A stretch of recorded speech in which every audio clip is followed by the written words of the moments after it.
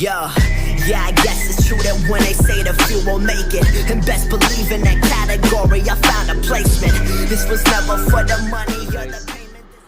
Here's my PS3, and if you want to fix the disk operating box, I can teach you right now. Now you load the disk. If you try like loading the disk, you're supposed to insert it. This is a good working PS3. Then spin. Then if you click it, it's come back right. It's come out right out. Yes. Now I'm going to show you how to do it. Now if yours can't eject, try looking at this place. Try checking it out. Because the spring here is supposed to be moving, like spring motion. And this, you have to try to touch this and see if it's strong.